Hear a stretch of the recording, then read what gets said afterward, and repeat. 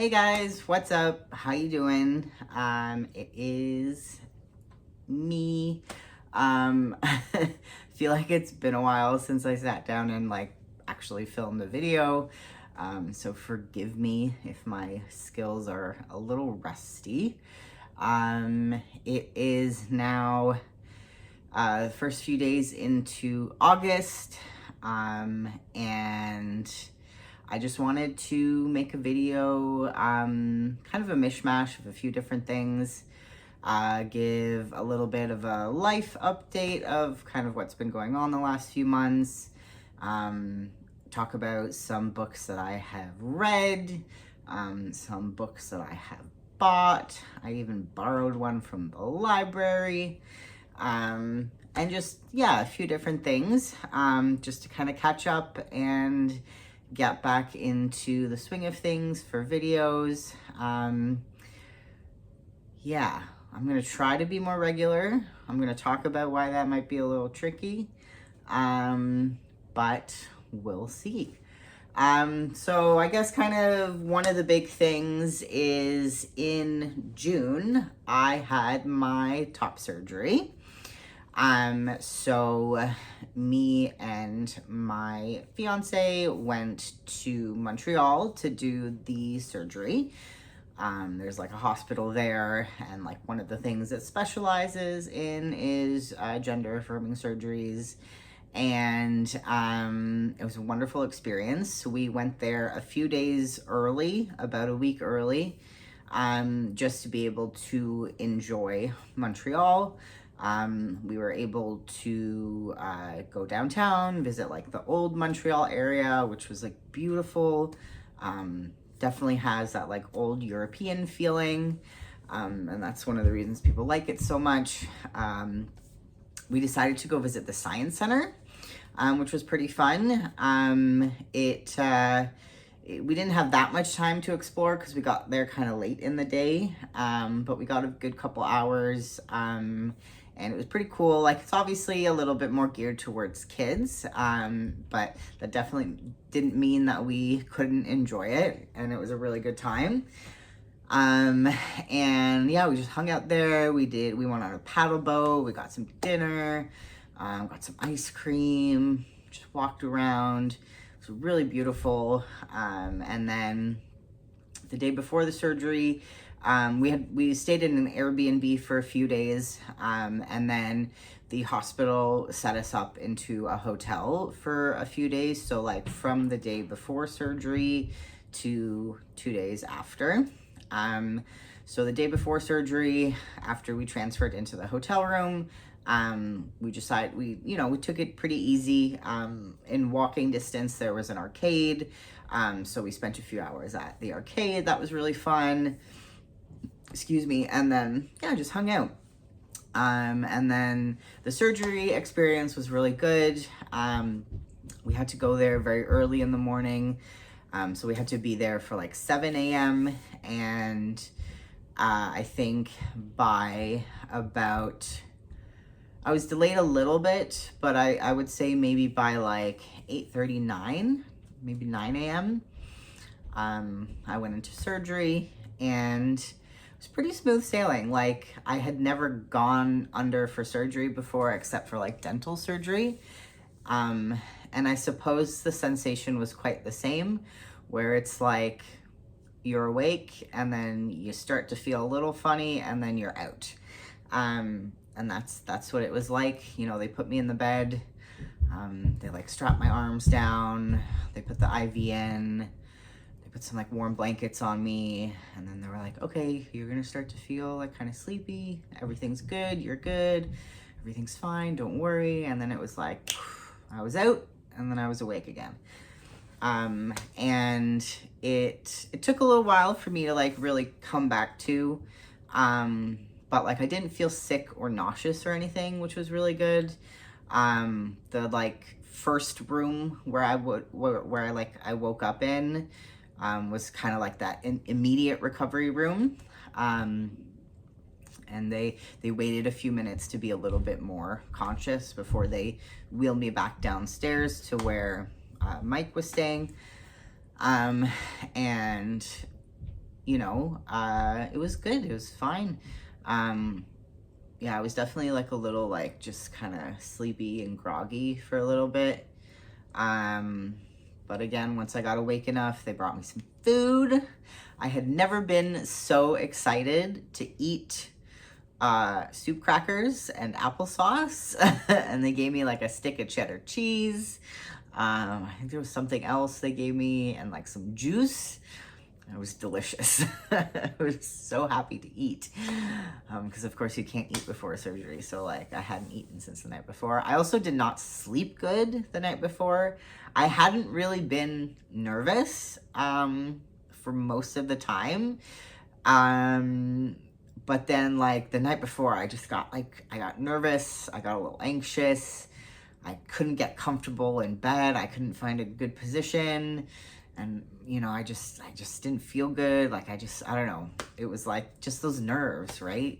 Because, you know, you hope and you trust and you assume everything's going to go perfect and fine, but you never know, right? So it just got me a little bit. So even though I didn't sleep well, I actually woke up fine. Like, I didn't feel too groggy waking up.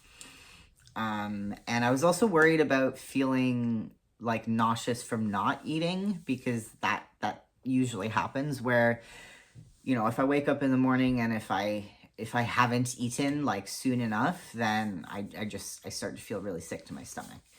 And that didn't happen either. So I'm very thankful about that. And then like before the surgery, when I was in this like middle waiting room, both the doctor and the anesthesiologist came in to like introduce themselves. The surgeon, like, you know, drew on me to like be like, where am I gonna mark? I did not get my nipples reattached, so we didn't have to worry about that. I just decided not to for kind of two main reasons. One is kind of makes healing a little bit more annoying. They can kind of get messed up looking, and I want to kind of tattoo that area anyways. So, like, it didn't really matter to me if I got them put back on. And if I really want to, I could get nipple tattoos, but like, I'm pretty sure whatever I get as a like chest tattoo will kind of cover that area regardless. So I wasn't really worried about it. And then, yeah, once I had eaten, and recovered a little more, I probably spent about an hour like after that, once I got to like the downstairs room, before we were able to leave. But like a nurse came in and like explained the medicine and the drains and all that stuff. And then we got to go back to the hotel room and just relax. And yeah, like the trip overall was wonderful. It was so nice to be in Montreal. Everybody was so nice. Everybody's bilingual too, pretty much. So like communication was not an issue. Everybody could talk to us. And yeah, everybody was really, really nice. The food, we ate such good food. And it's just like, even like surgery aside, it's just going to be like such a good core memory for us now, both of us. We both just keep saying like, oh, that was good. That was a really good trip. So yeah, that was really fun and exciting. And then yeah, the surgery went well. I guess the main thing I was worried about was pain. And it's funny because nobody really talks about it in detail. And I guess it's different for everybody, but for me, it wasn't like I was like, oh my God, like this hurts. It wasn't like that. It was just kind of like this discomfort feeling.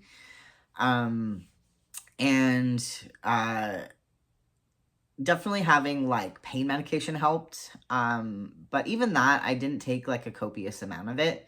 I think maybe in terms of daytime, I took it for a few days following, and at night for like definitely at least the first week, I think. And that was really it.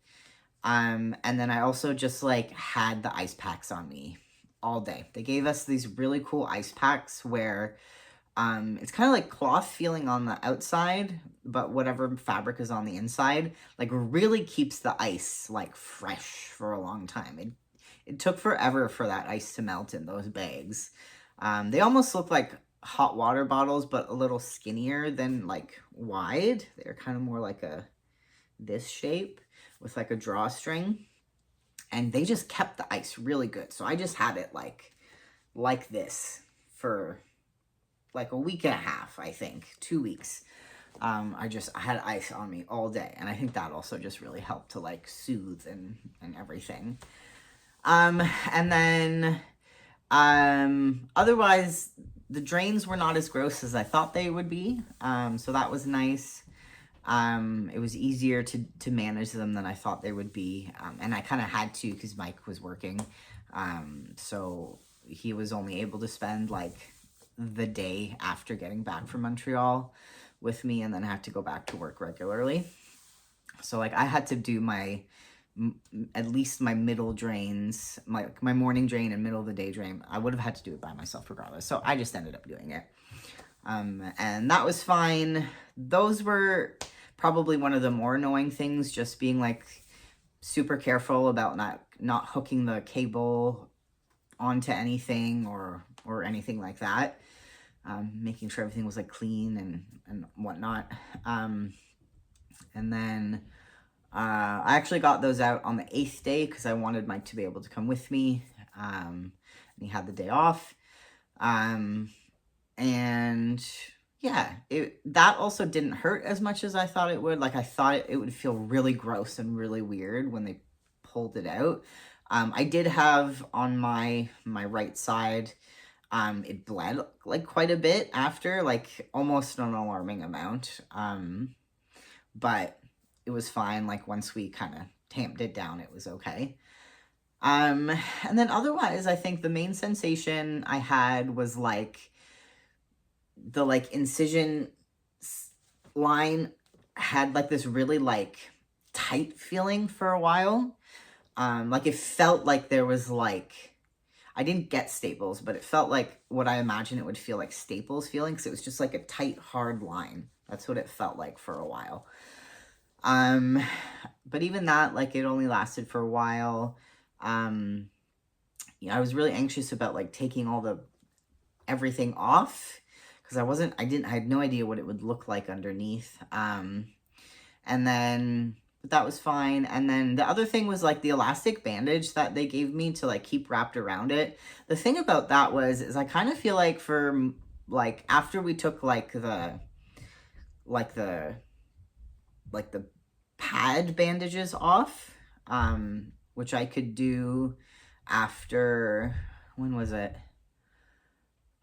Shortly after the drains came out, I think I was able to take that off. But as soon as I started just putting the elastic bandage on, I felt like it wasn't doing anything. Because it would literally just slide down into like, on the front, like a thin little band. Because it just did not stay like extended on my torso. It would just go, almost like if you're wearing like a tube top and it just keeps scrunching down. So it just did that the whole time. So I don't really know how much it was helping. So I was really thankful when I could just take it off, because I'm like, I feel like this isn't doing anything anyway. And then right now the scar is looking really good. It's looking pretty fine. It's not really raised. I've been using a scar gel, which I just ran out of, and those shits are expensive. So I have to order more, but it's so expensive for like a little jar, and I have to use it like twice a day.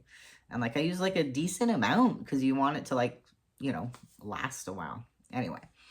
But yeah, so that's been good. And I have really enjoyed not being at work for 6 weeks. As of today, I go back in essentially 2 days. Today is a Thursday, and I go back to work on Sunday. And I don't want to. I like just chilling at home, man. Vibing. That's what we're meant to do. We're meant to vibe. And speaking of vibing, I have been able to read a bunch, watch a bunch of stuff, do a bunch of things. So I kind of want to talk about some of the things I've been up to otherwise. And then at the very end of this video, I will share some other very exciting personal news. But I guess one thing I'll talk about is video games. So I really wanted to play some video games while I was off work, and I wanted to plug in my PlayStation 3. And what I wanted to play was Uncharted, because I have the whole, like, the original 3 Uncharted games for PS3. I bought them like 4 or 5 years ago. And I just never played them. And I'm like, you know what? I'm pretty sure it's not gonna be as difficult as I think it is to just find the cable and plug the PlayStation in. And it wasn't. So I started playing that. I haven't played it in a couple weeks though, so I do wanna get back into it. But I was very excited to do that. And then most of the time I do my gaming on my computer. So one of the games I've been playing for years now is Elder Scrolls Online. And I finally decided to uninstall it. Main reason being is I kept complaining of like, why do I have no storage, like room on my hard drive? Like, this is so annoying. So I kept trying to download games onto my external hard drive, but that's not a good idea because they don't run very well like that. They're very laggy. I had installed the Guardians of the Galaxy game, and I just kept being so frustrated of like, why is this glitching so hard? Like, why can't I do this? This is so annoying. And then I realized it's because I shouldn't have downloaded it on my external drive. But I deleted Elder Scrolls Online, and suddenly I had like 200 like gigs or whatever of space available on my drive, because like Elder Scrolls took like, it was something stupid. It was like 120 gigabytes or something crazy, right? And then that also coincided with the Steam summer sale.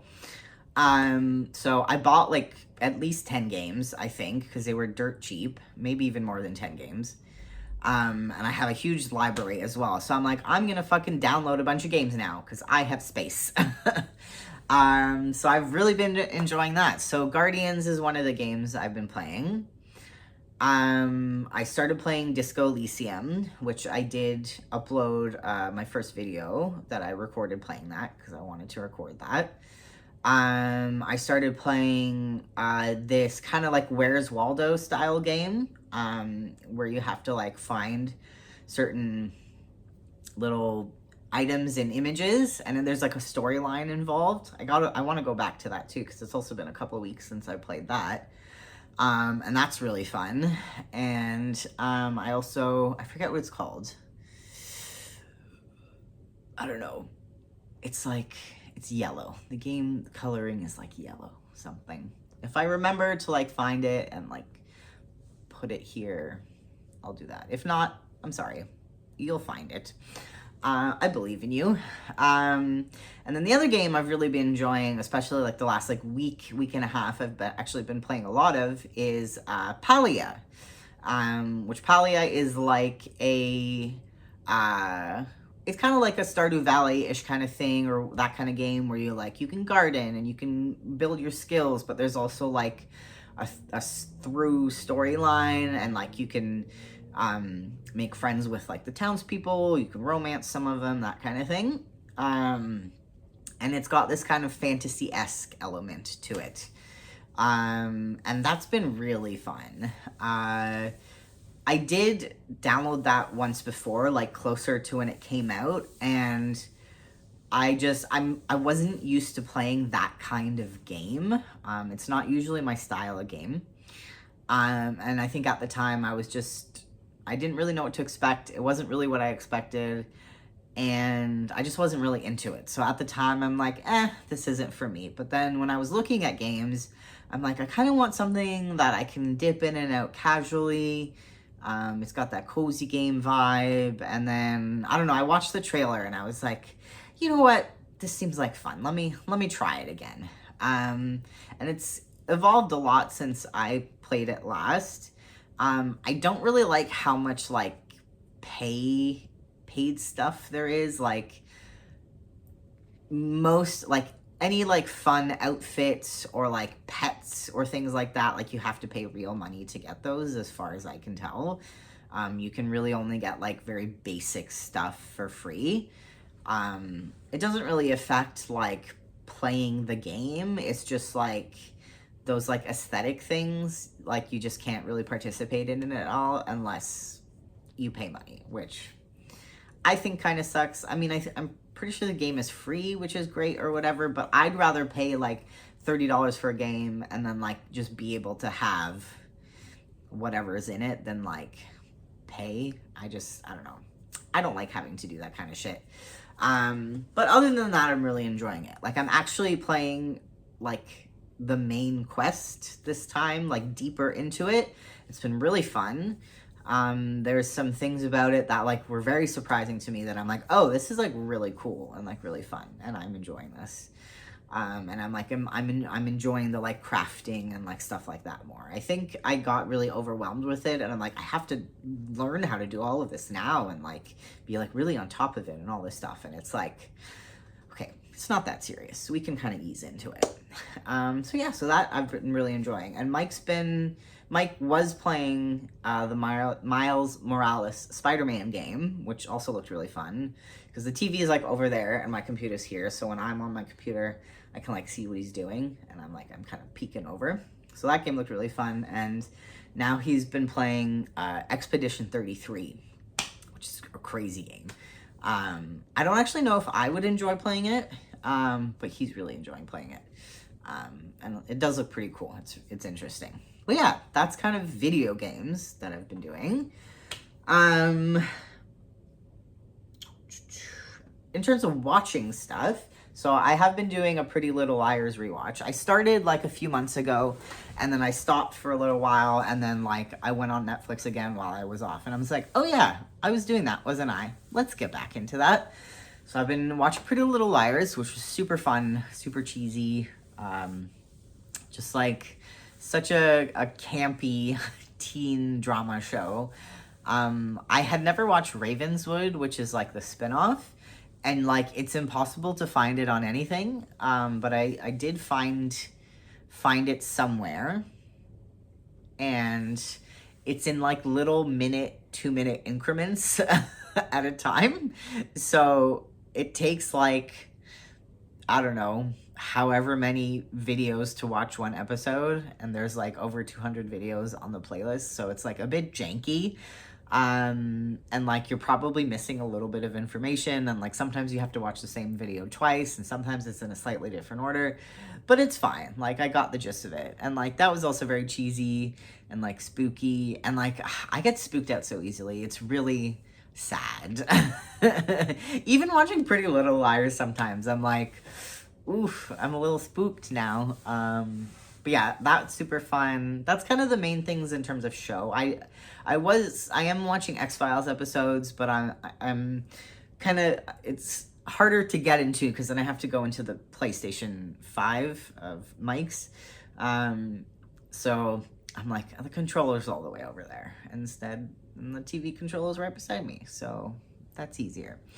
But anyway, I am kind of watching that slowly too. We've been watching a lot of movies. We have gone out to the movies a couple times. So we did go see the Jackass movie,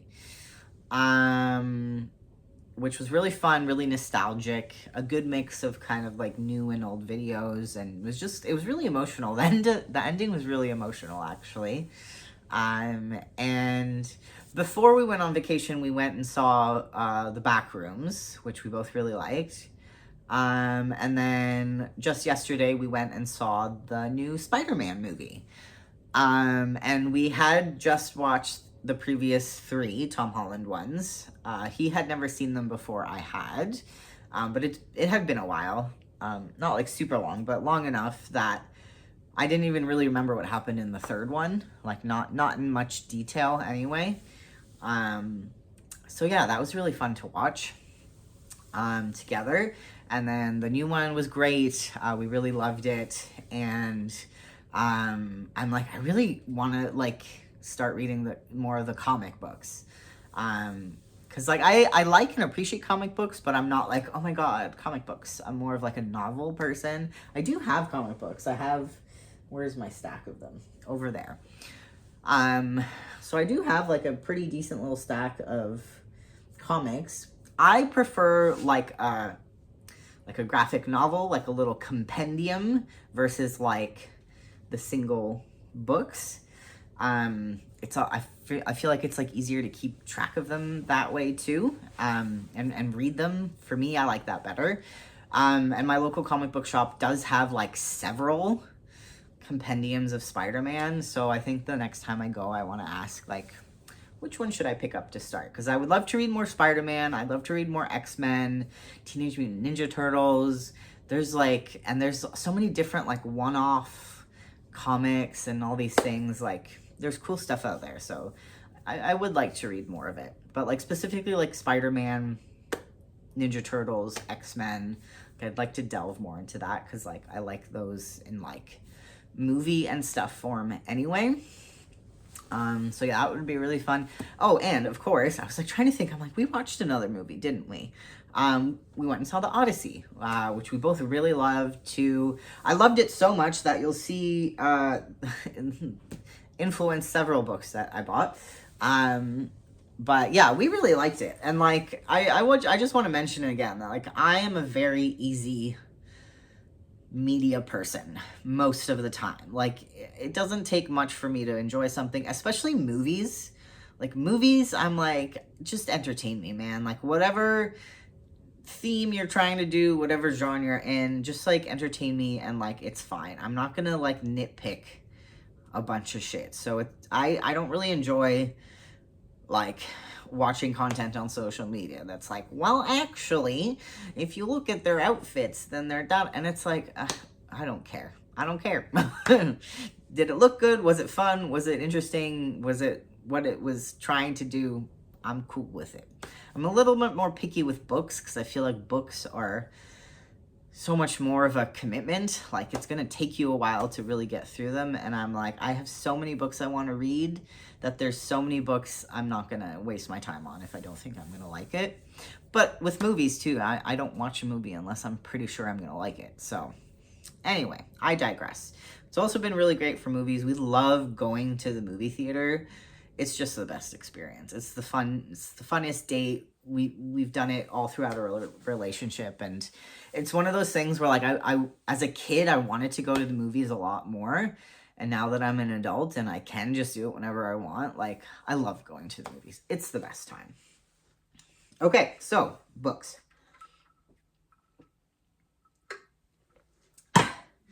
In terms of some books that I have read, oh, actually, I forgot to grab two of them. Ugh.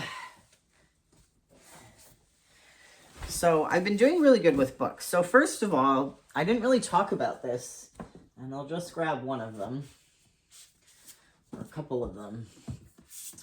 I do have like all of the Rachel Reed hockey books. Mike did buy all of them for me because he's very sweet. And I might have mentioned this in a video before, but a bunch of books that I read this year are these ones. Because there's what, like 1, 2, 3, 4, 5, 6, 7, 8 of them. That's a lot of books for a person to read. And I read them just straight through right after the other in like a span of maybe 2 months, a month and a half. It was like, I forget if it was more February, March, or like March, April. But that's basically what I read for that period of time. So like I ate through these books. So this was one of the main things that like I did for reading for a while there. Oh, actually, I'm so dumb. You know what I think I forgot to put in my reading journal is Song of Achilles. Duh. I read that. Amazing book. If you haven't read this, you must read it. You must absolutely read it. This definitely sparked a lot of my Odyssey, like, oh my god, like I must delve more into this. But I read this. Okay, I have to leave this out so I remember to put it in my reading journal because I definitely forgot about that. I'm bad at remembering. This is why I want to be better at my reading journal because I'm like, I'm going to forget what I read. And like, it's one of those things where I want a record of it, you know? So I read that sometime after those. I also read You Weren't Meant to Be Human, but I do remember talking about that. And then, so on the way to Montreal, we stopped at Union Station, and there was that pop-up, that like romance/horror pop-up store. And I said, oh, I'm going to Montreal for my top surgery. And first of all, she's like, oh, that's so funny. You're like the fourth couple who's going to Montreal today. But she was like, you know, what book you should read is this one, because it takes place in the Montreal Metro. So this is Coup de Grace by Sophia Adram. Sophia is a trans person. The main character isn't trans. He's a gay man, cis man. But yeah, this is like a liminal space kind of horror. And for such a short book, it really packs a punch in terms of like themes and story, and also grossness.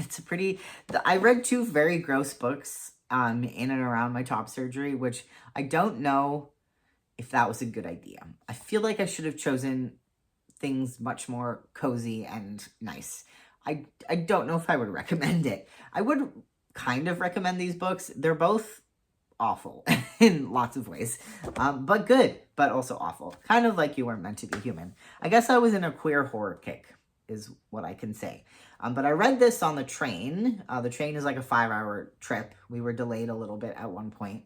But yeah, easy read. She's like, you could probably finish it on the train. And I did. I finished it on the train.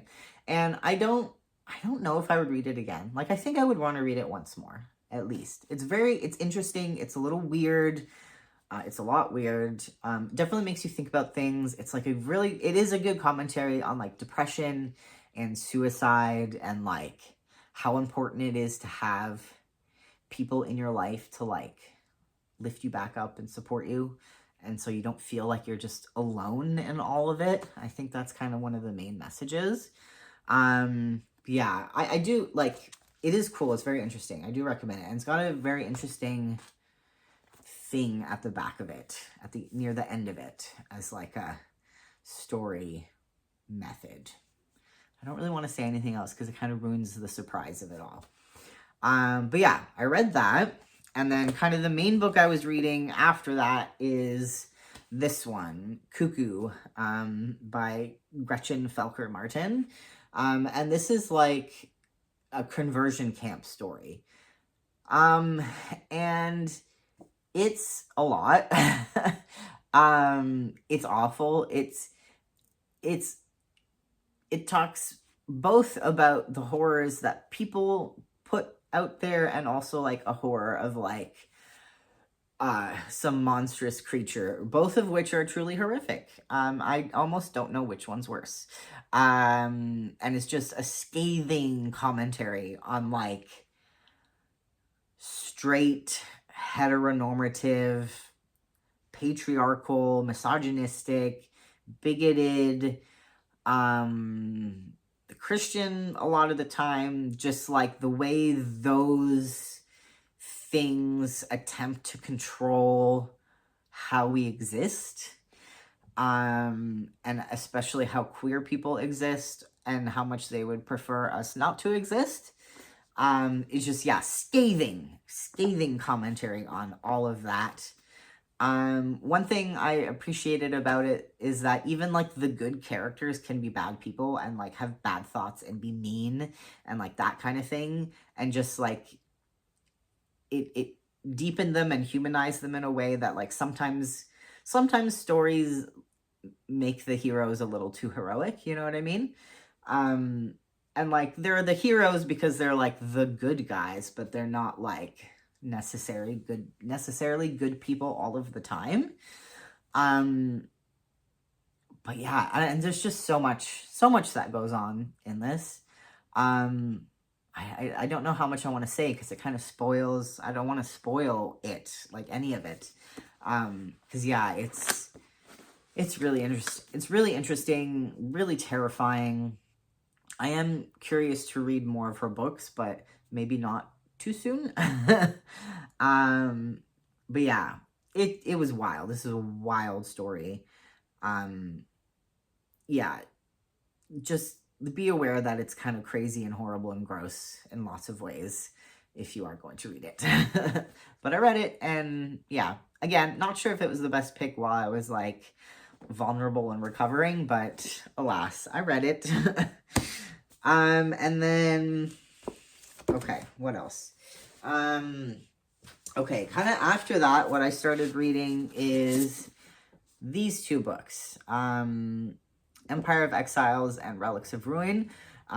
So these are by Aaron M. Evans, who I know about from the Writing About Dragons and Shit podcast.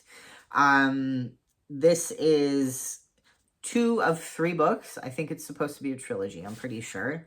And it is like fantasy murder mystery, which I've heard Aaron talk about this book like for a long time in the podcast. And these have been out for a little while. I'm still quite early in the podcast, even though I've been listening to it for a while. I'm on a pause right now because I'm listening to a D&D podcast, Sneak Attack, which I have listened to before. This is a re-listen, but I digress. But yeah, so like I've heard of her talk about these books for like a while, and I wanted to read them, and I had ordered Empire of Exiles a while ago. I think this was part of my birthday book haul, if I remember correctly, birthday or Christmas. So I've had this on my shelf for a while, and I'm like, fuck it, I really want to read this. I barreled through it. It's so good. It's so fun and interesting.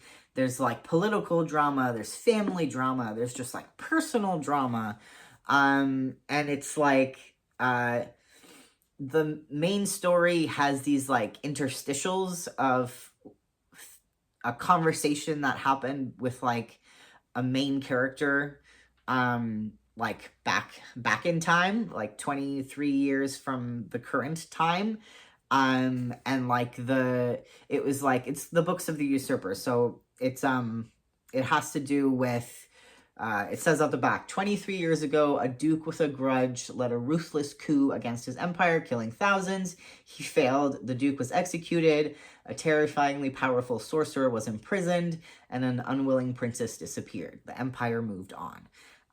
So the interstitials are a conversation between this usurper and his brother. And then the main story takes place a bunch of years from then. And it's like an apprentice scribe, a mage, an archivist, and a detective. They all have to come together to figure out this murder that's happened. And it's like a very deeply layered story. And even though it's layered, it's not like too obtuse or confusing. When I was writing the like my book journal entry for this one today, what I was saying is like she does a good job of balancing this like overarching story that's happening with the more personal conflicts that are occurring at the same time. And it's just woven together very interestingly. When I was describing it to Mike, I was saying how,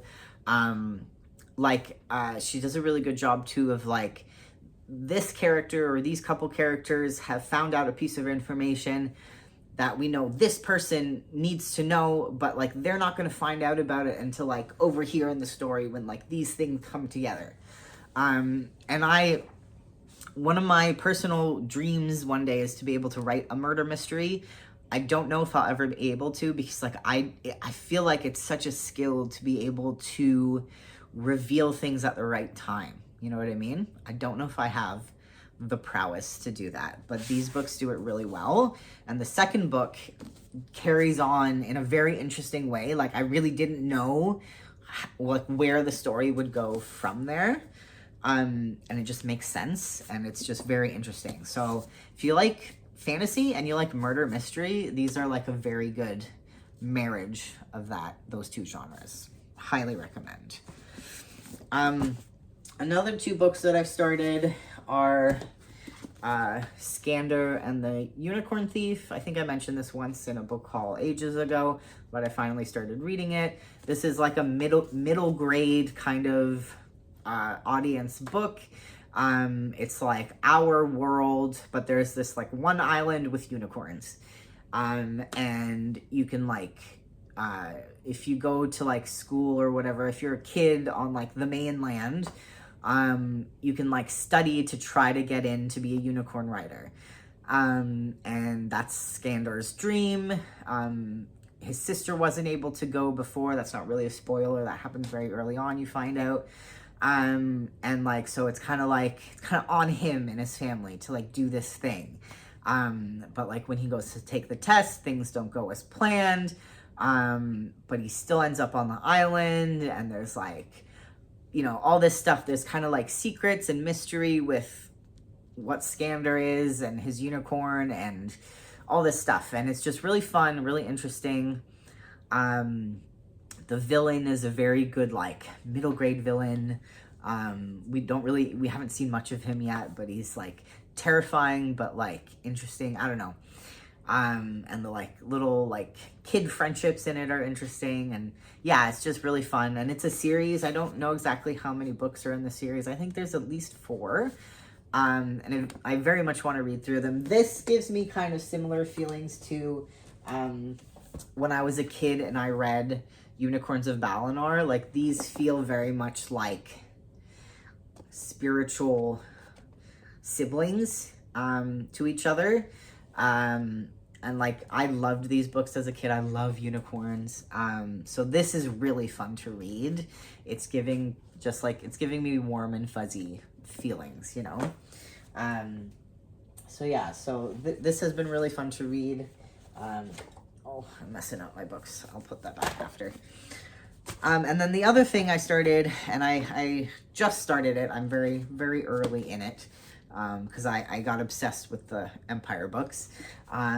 But this one is Call of Abaddon by Colin Searle. I think I've also mentioned this because I got this at Fan Expo last year. And this was like a sci-fi set in like a post-apocalyptic kind of Toronto future.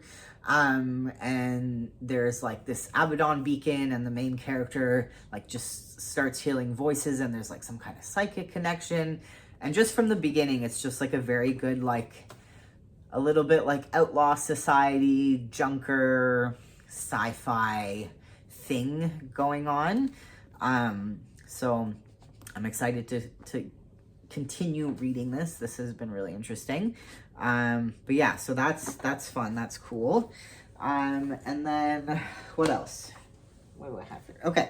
So randomly, I forget where I saw this or how I found out about it. I don't remember if I was watching a book video or if it just came up somewhere or what it is. I don't remember how this came into existence for me.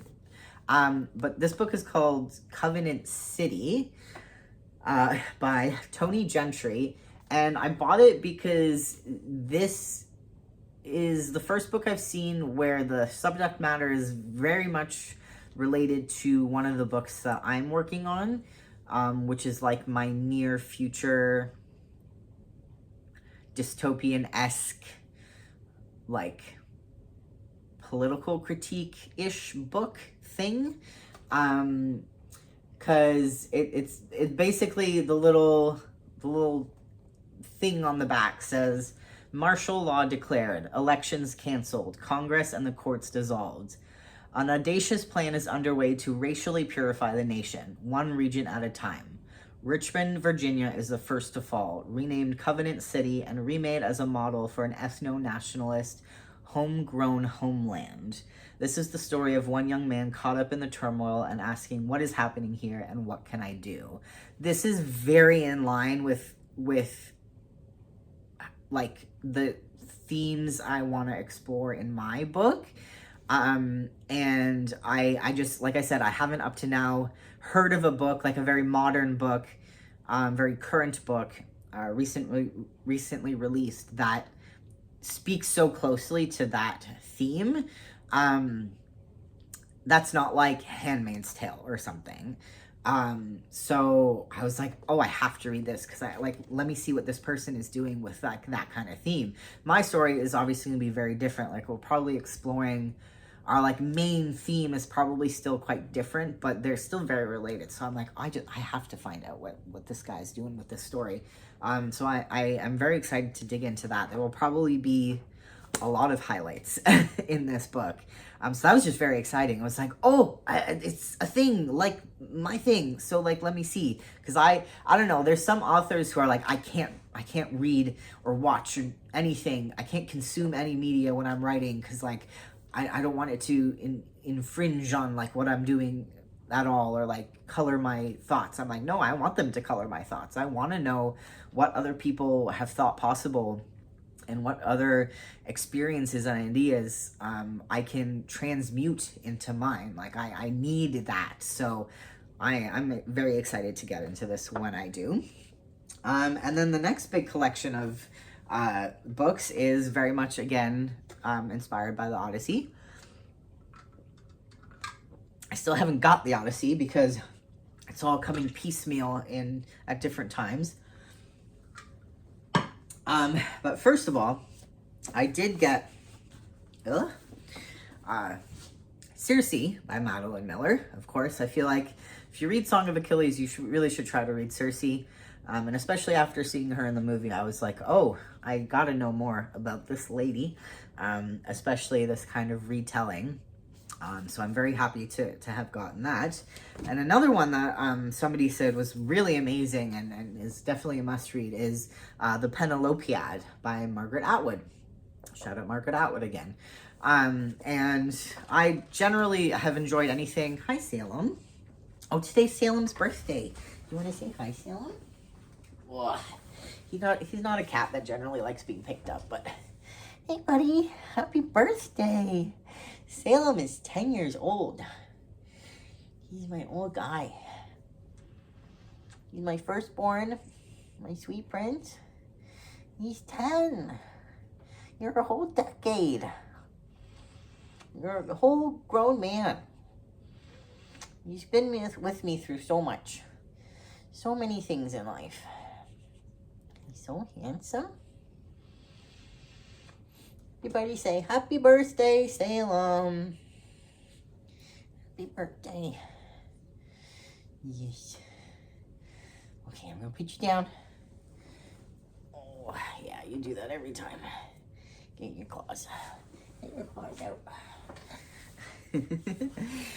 But yeah, so, Penelopiad. I love alternate history. I love alternate perspective stories. So this should be very interesting to read as well. I'm excited for that one. And of course, I got the Iliad, and I got the Aeneid, Aeneid, however you pronounce it. And I'm still waiting for the actual Odyssey. Of course, the other day when I opened this, just to like read a chunk of it, I opened it to this page, which has to do with Achilles and Patroclus, obviously. So I was like, yeah, I think I will very much enjoy this. Also, this is thick as hell, bro. This is crazy. This is a very this is a very long poem. My God, I can't imagine writing all of that. That's crazy. But yeah, I really like the fabric of this as well. So anyway, I got those. I'm waiting for the Odyssey.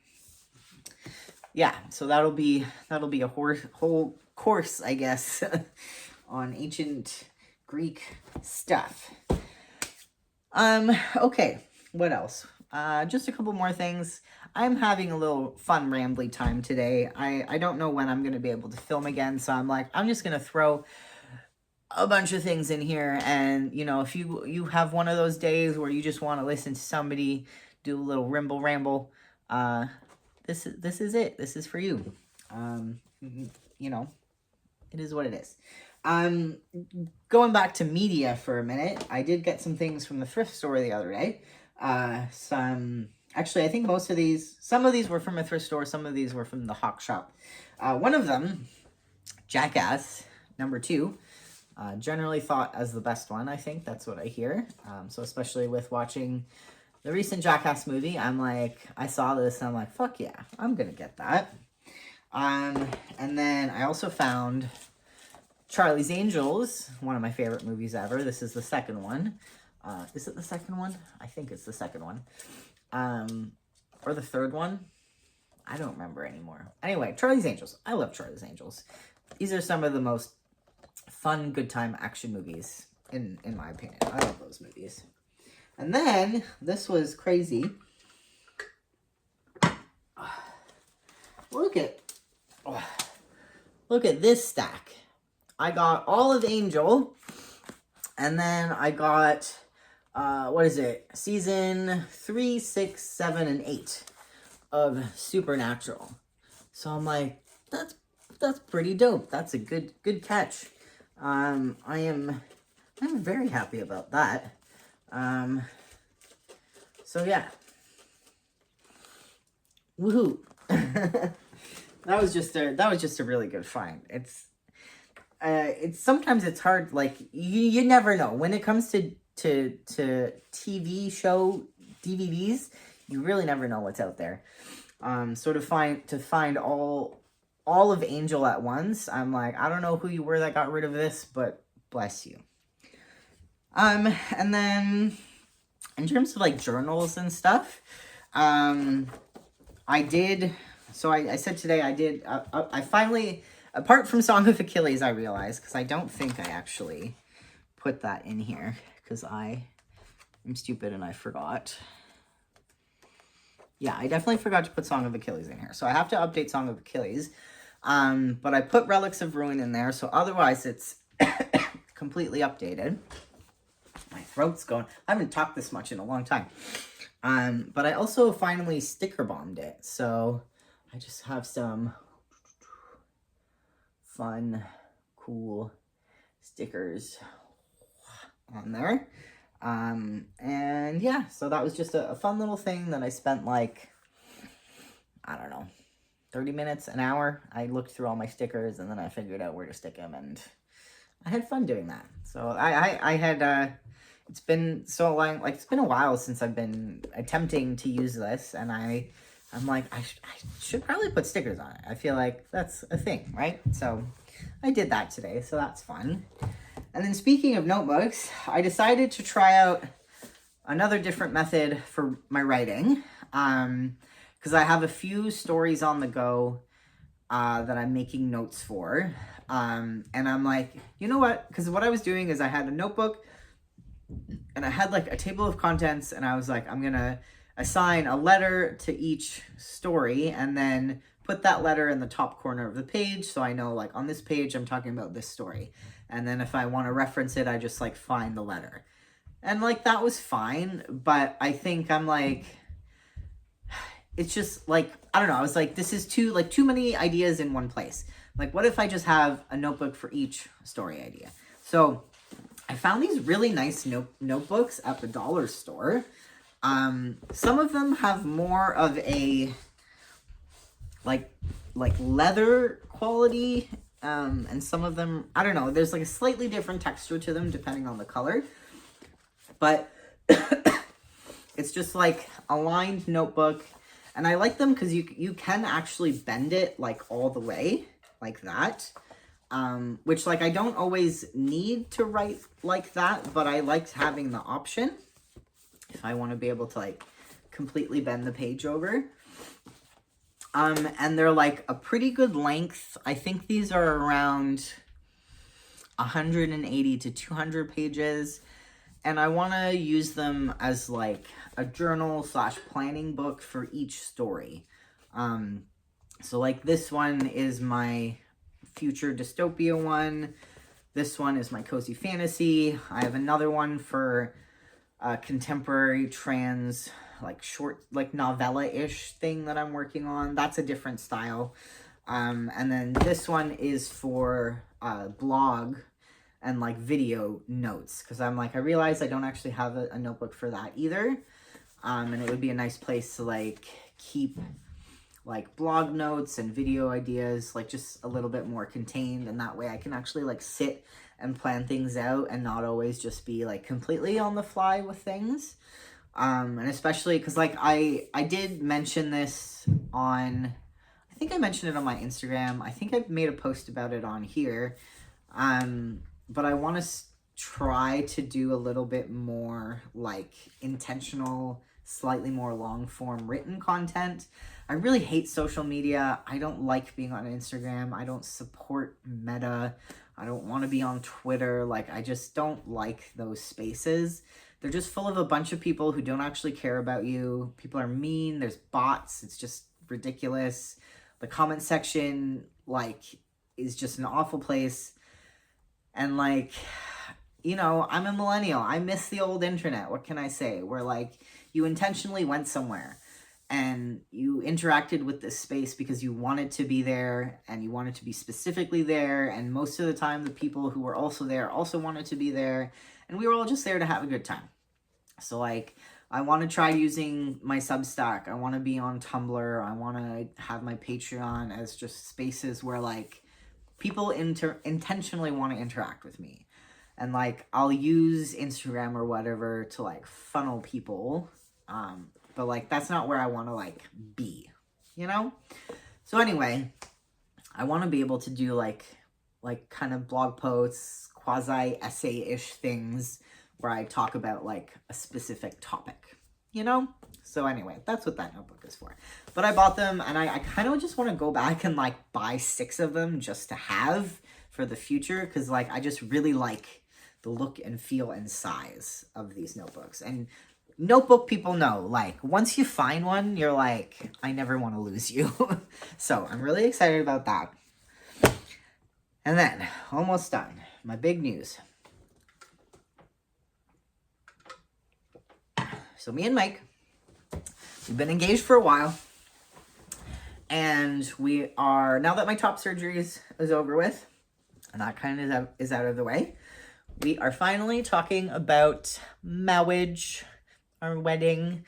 And as of now, I'm very excited to say we have our reception venue. We are going to check out our, hopefully, ceremony venue tonight. And we also have our photographer. It'll be in November of 2027.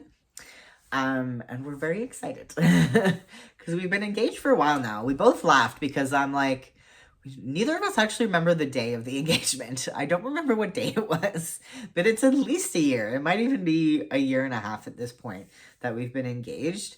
And we just, you know, we weren't in like a huge rush to figure out a wedding. You know, we knew money was a big factor. We don't have a lot of money to like have a huge wedding, and we're already spending a lot of money because weddings are weddings, and like we still want to have like a nice event, you know what I mean? But anyway, so that's all in the works. We bought this little planning notebook, which has been really fun to dive into. The only problem is, as with most wedding things, it's very like bride focused. And neither of us is a bride. So that's the only thing, is if you're going to buy this book, just be aware that it's very, very bride focused. And it's also very like traditional wedding kind of focused. Like, we're not having a rehearsal dinner. We're not having like a wedding party. We're not doing like a lot of these traditional things. There's no wedding shower or bachelor or any of that stuff going on. Like, it's just, we're having a wedding and we're having a ceremony and a reception, and that's it. I'm gonna have a good time with people we like.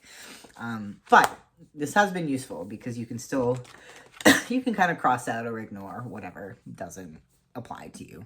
But yeah, that's the other big news, is we're getting married. Yeah, that's it for this video. It's a good solid hour. As always, thank you so much for watching. You know, I really hope that this space is a space I can continue to develop.